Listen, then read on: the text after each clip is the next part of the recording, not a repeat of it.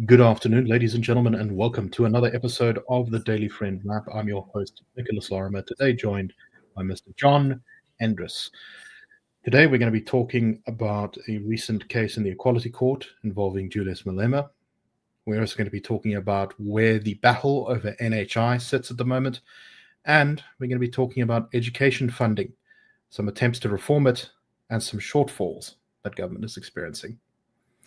Let's get into it.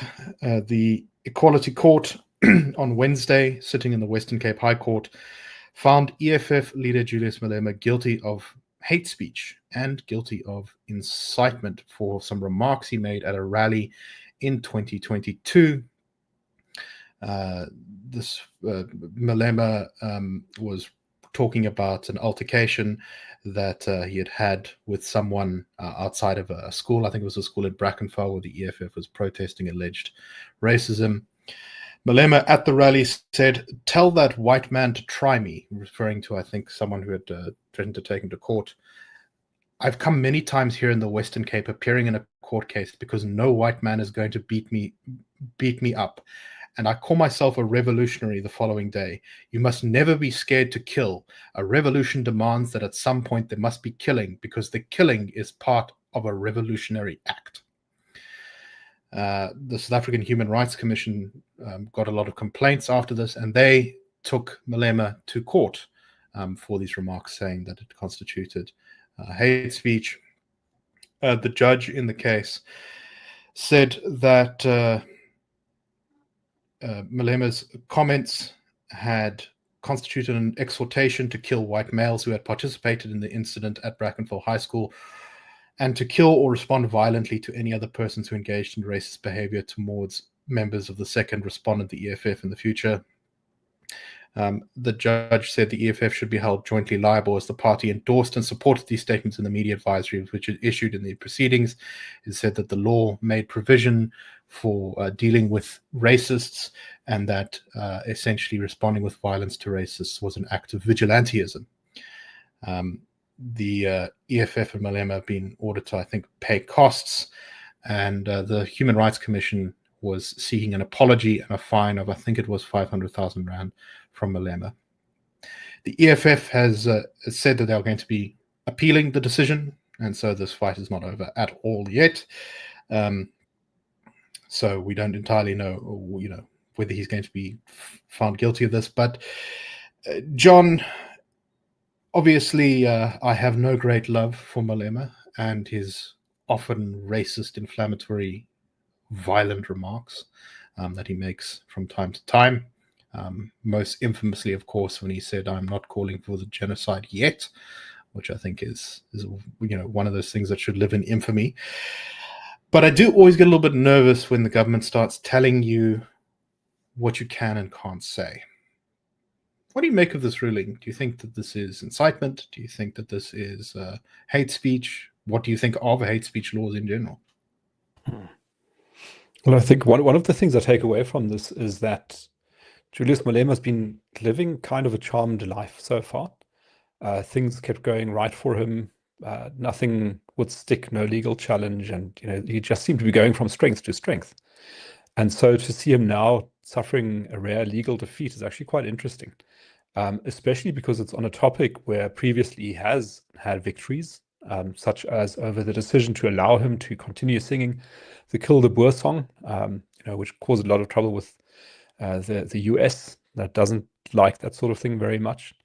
But now we see a court here saying, well, hold on, maybe you are going a little far. And for me, that is really the most interesting thing here, is to see that Julius Malema has been right on the line, separating from legality from illegality, and he's managed always to stay on the right side of that line so far. And now, for the first time, it seems that his luck has left him, and he has been found to be on the wrong side of the line. And that's, I think, quite important, not just in terms of our laws, but also politically, because the EFF, as one of the comrade parties, together with the ANC and MK, is not looking too healthy at the moment. And I think this kind of court defeat sort of weakens it further. I think it might have been Gareth van Onselen who pointed out that it's hard to remember the last time that there was a a big public stunt that the EFF pulled that generated them positive attention from the kinds of people who are inclined to support the EFF. Now, when was the last time that a Click store was trashed? When was the last time that, EFF members fought with school children outside of school? It's been a while. And now you've got sort of not just the lack of public spectacle, but also this legal defeat. In terms of hate speech laws, it's like one of the most difficult areas of law, I think, to parse and to understand, because it is so much open to interpretation of how likely a certain speech act is to result in harm to another person. And we, I think, at the Institute tend to err on the side of more free speech rather than less free speech. And so, as you say, we feel a little uncomfortable when a court says you can't say that. But maybe in this case, with the line between legality and illegality being so narrow, it's quite useful to be shown where that dividing line sits exactly.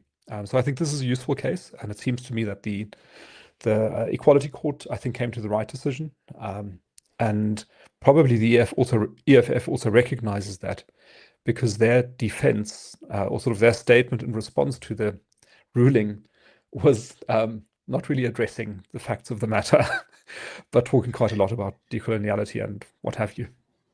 Yes, I think their statement said the South African Human Rights Commission incorrectly and ignorantly labeled Malema and failed to appreciate political commentary in its metaphorical, literary, and historical sense, and was falling into a trap at the altar of the egos and fragility of whiteness, which yes, there you go. Load of gobbledygook. Yes, that's going to put you in your place. But also, like, this case is different from the Kill the Boer one, I guess, because that ruling was very deeply embedded in the context of culture and language and history. And I think that was ultimately the justification of the courts that supported the right of Julius Malema to sing the song, saying, it's a struggle legacy, etc., etc. It's not great, but I suppose we should allow it. And this wasn't the case here. I think this falls outside that definition. Yeah, I mean, a revolution demands at some point there must be killing, because killing is part of a revolutionary act. That is so vague and so legitimizing of violence in its kind of totality that I think this really, he really did push it here, and I'm not surprised that the court did find against him. It's also interesting, one of the complaints about hate speech laws is that they can be sort of applied inconsistently, right? If you're politically favored, you can have them applied against you. And I think the South African Human Rights Commission, which is an institution I've been, and the Equality Court, both institutions I've been very critical of in the past myself, recognized that if only white racists are charged on under hate speech laws, then the law is going to delegitimize itself. It's going to be seen as just a sort of political tool. And I think perhaps that's one of the reasons why they decided to take up this case, was they do believe in hate speech laws. And if you have a hate speech law, it needs to be fairly applied. Andile Intritama, the I don't know what to call. I don't even know. He's an MK now, isn't he? Anyway, wherever he is, he has been. He was actually one of the first, I think, on the sort of EFF race nationalist side to point out that hate speech laws could be used against the EFF, which I don't think was really true up until now. But the only thing worse than a bad law is a bad law with a double standard. In this case, it's probably for the best that they did. That this case was brought against Malema, because similar comments by someone, the DA or the Freedom Front Plus had said something like this. You can only imagine the cases that would be brought against them. So not amazing, but I'm not going to be kept up at night by this ruling. Let's just put it like that. There's just one aspect that's interesting here, Nicholas, is that I've always wondered what the consequences of banning certain words, because it seems to be logical that if you ban one word, then you will eventually have to ban another one and another one and another one, and you'll end up with a very long list of banned words, and then your free speech isn't so free anymore. And in South Africa, we know that the K word is very unpopular and unspeakable. But but I've long been expecting for the R word to join that list. And maybe in a kind of way, we're seeing that in this judgment, where I think the judge did talk about, calling somebody a racist is very, very bad. It sort of impugns their dignity, it harms their self-worth, it ruins their career prospects. It's like really, really bad. And so we might see that R word eventually being added to the list of unspeakable words. Who knows? Yes, although of course the problem with that is people always find some new term. Yes. It's And like that's why the list always gets longer, right? exactly. There's a fancy sociological name for this called the like euphemism treadmill or something, which is whenever you start using a new word to describe something, inevitably that term becomes people know what you're sort of getting at, and then people just find new words, and then those become tainted over time. Yes. And offensive. So yeah, no, it's always a bit of a difficult thing. But you know what, falsely calling someone a racist is something that should be taken, I think, more seriously, because racism is morally abhorrent. And accusing people of doing something morally abhorrent who have not necessarily done something morally abhorrent is wrong and should be considered that. And yeah, maybe we are getting to a better place on that front. But we'll have to see where this goes. Who knows what the appeal will produce? Maybe Malema will manage to claw back his situation. Okay, let's move on to our next story. Sakalika has decided to take legal action against NHI, saying it's unaffordable and unviable in South Africa's economic climate. They've asked the Pretoria High Court to declare the act unconstitutional and invalid and set it aside. Sakalika has pointed out the enormous amount of money that would be needed to actually implement the NHI, the National Health Insurance Scheme, requiring, in their words, it would require, in their words, an unthinkable 30% increase in income tax rates. They point out that a 2% increase in VAT was not accepted through Parliament recently. And that just shows that it's, politically speaking, it's just impossible to raise taxes this much. They said, quote, if government tried to fund the NHI out of existing taxes and borrowing, it would have to make debilitating cuts to other government services and spending obligations and raise government borrowing from already unsustainable levels. Sakalika is joining a number of other court cases. I think the Board of Healthcare Funders, I think is the group's name, has recently opened a second court case against NHI. They opened their first court case at the Pretoria High Court a while ago, but they just this week opened one against the NHI on constitutional grounds, saying that Parliament didn't properly examine the process. At the same time, the Health Minister, Aaron Motsoaledi, has tried to sort of hit back against all of this, asking the courts to suspend all of these court challenges until such a time as a previous court challenge has been dealt with. So it's all getting very messy and very gross. And the bottom line does look like, at the moment, NHI is not going to be implemented, even though it is the law of the land. It doesn't seem to have gotten nearly enough funding to actually start it being implemented in the latest budget. And it's facing all these legal challenges. What do you make of that, John? What is the sort of state of things now? Is this, should we be saying, okay, well, this is fine, NHI is just sort of frozen in its tracks, we can breathe easy? Is this also got negative consequences? I don't know. What's your take away from this one? I think that there's some positives and some negatives that come out of this. And the positive, obviously, is that the longer the actual implementation of a bad system like this is delayed, the better. Ultimately, if it's delayed forever, then that's best. If it never happens, that would be best. But the negative is that while there's still uncertainty over whether it will be implemented, it is already draining confidence out of the health system. Now, so if you're a doctor or a medical student wondering about your place in South Africa's healthcare system of the future, you don't quite know. You might say, well, I'm working in private practice and I get paid by private medical insurances. That seems to be working kind of okay for now. But 5 years from now, will that still be true? So should I actually start building my career here in South Africa, or should I already start looking overseas? So it creates this the sense of instability and uncertainty within the entire system amongst the professionals working in the system, but at the same time also amongst the privately insured people in South Africa. So currently, if you're in I think it's 16% of the population that have some form of private medical aid, you, I think, value that very, very highly. But you know that the government wants to take that away from you. You can see, that's why that law has been passed. It's written in that law in Section 33 that there's not really a role for private medical aids, not a proper one, and that somewhere down the road, if NHI is implemented, that is going away. Like you won't have your medical aid anymore. Your Discovery is going to be gone. Your Bonitas is going to be gone. Your whatever med scheme, Fed Health, or whatever scheme you're on is going to be gone, and you're going to work in a government system. The government will pay for your medical expenses, but the service is likely to be closer to what you get currently if you go to a public hospital than what you get currently if you go to a private hospital.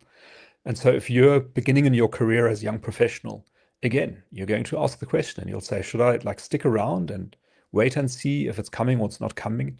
Or should I pull the trigger now, try to find my way out of the country, take my skills to a different place where there's a better healthcare system? And it's that uncertainty that's the problem here. So even though the delaying is good, ultimately it really does need to be defeated decisively, so that the kinds of people that are needed to make our healthcare system work make the decision to stay here rather than pack their bags and leave. And I think in that context, it's quite helpful to point out a bit of research that Sakelicha, I think, did in the context of this case, where they said, well, let's look at other countries that have introduced a similar kind of system, so a single payer system, where the state manages all the money. And they find that South Africa's GDP per capita was just 17% of the median of the countries they surveyed, and total employment was just half the median of the countries surveyed. And their logical conclusion from this, which I think is quite correct, which is that there's not enough fiscal capacity, is what they call it. There's not enough people with the money to pay for something like this if you want to make it a single payer system. And therefore it is irrational, and therefore it should be overturned by the Constitutional Court. So yeah, let's hope that this legal... Yeah. Mm-hmm. You can't have the European welfare state without European levels of wealth, which we do not have. That's the point, exactly. And so I think we really hope that Sakelicha is successful, or one of the other 6 applicants, and that they are successful sooner rather than later. And I think that would be really good. I think there's another downside as well to keeping this thing sort of frozen in place, which is that it prevents any opportunity for further reform. The status quo was okay for those who did have medical insurance, but it was not really great for those who didn't have. And government hospitals are badly run across the board. There's huge amounts of corruption in them. But in some ways, even worse than that, is private healthcare has been prevented from expanding by some of government's regulations. And so while we've got NHI sort of stuck in place, frozen there as a maybe to be done at some point if we can find the money, sort of, you've kind of blocked the pipe of any other attempts to actually fix problems. So, maybe the ANC gets a slightly more, I don't know, they have a rush of blood to their head and decide they're going to allow low-cost medical aid schemes. Good luck with that, because you would also then have to kind of wind back all the way from NHI. So it's all just it's all just a bit of a disaster. But at the very least, it's not the implementation. Which I think is good, because I do believe that NHI would really crack up the cost. It would really destroy the quality of life for many people in the middle class in South Africa. And that would be perhaps fatal to the country, unfortunately. Yeah, because I think it would undermine the fiscal base, right? So many of the taxpayers that government revenue depends on would leave. Brain drain, all sorts of terrible things that would also follow as well.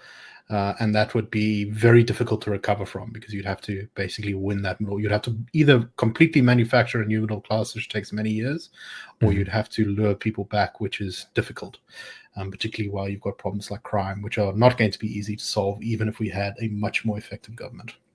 Yeah. Okay, let's move on to our next one. Funding the education system. Some interesting stuff going on in education funding at the moment. The first one is that the DA Minister of Basic Education, Siviwe Gorube, has said that she is looking at reforming the quintile system, which currently determines how schools are given money by the government.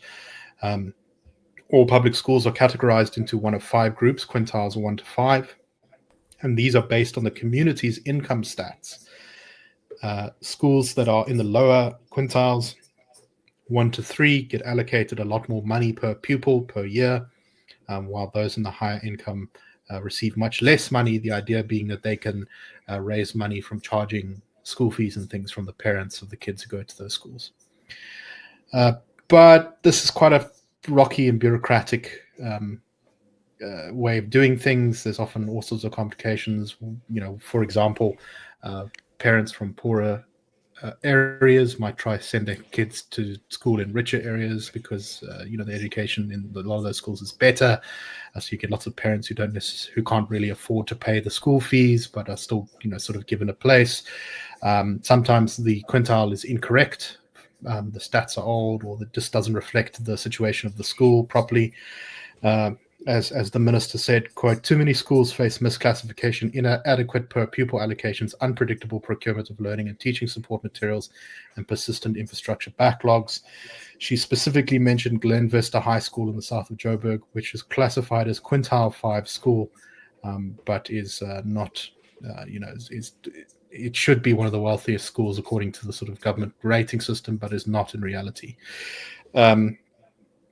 We must look at how the quintile system is being applied in assisting schools and the alternatives. South African communities are diverse, and the profile of communities has changed significantly, so you can't still be hanging on that. There should be children who have access to school nutrition programs, for instance. It really does affect those learners.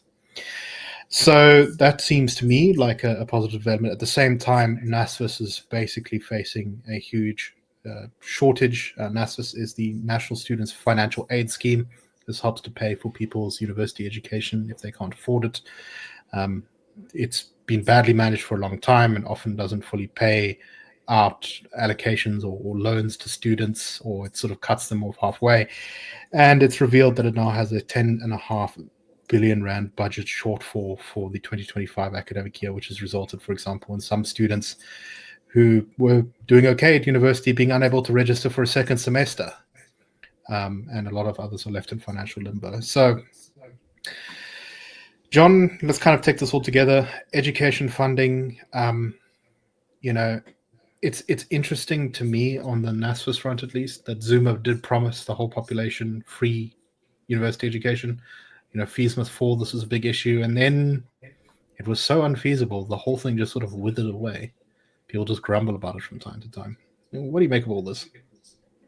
Yeah, so I think the big picture is that education is sort of the behemoth that's hard to understand. It is such a big part of not just society, but also of the economy, right? So if you get education right, then you've got a chance of getting the economy right. So it's really, really important to do that. But most people's eyes just glaze over when you talk about education reform because it's so complicated and it's about schools and so on. But it's critically important. And what leapt out at me looking at the story about the quintiles and Siviwe Garube's reforms in the quintile system is that the article we were looking at provides actual numbers. So it says that schools classified as quintiles 1 to 3, which are lower income schools, are allocated 1,754 rand per pupil. So you can actually see some actual numbers. And we've long argued that the way to fix the education system is through education vouchers.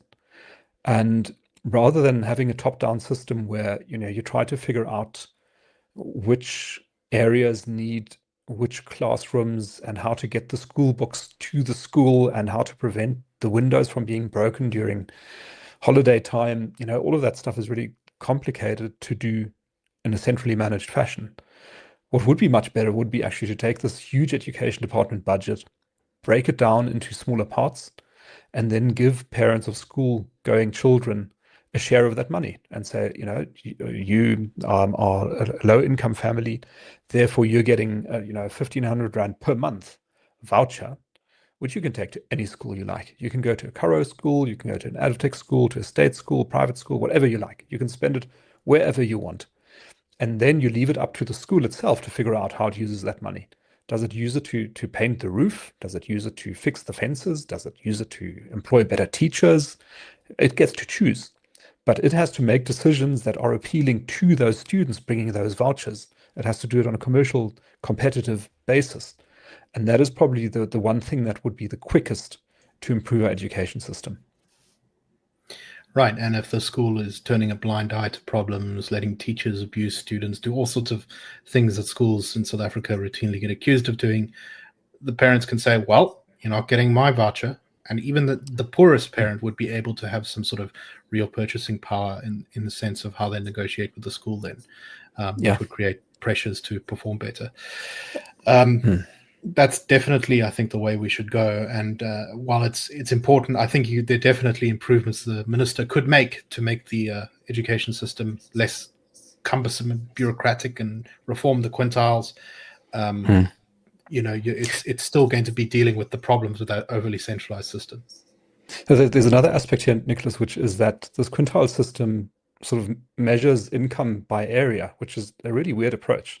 It's sort of assuming that everybody who's in like a quintile 5 area is equally wealthy, and everybody who's in a quintile 1 area is equally poor. And obviously that's not true. Like, you'll have mixed income levels in any given area, geographic area. And that is why like a system that focuses on individual means testing would be much better, because you'd say, we want to know whether you as a family can afford.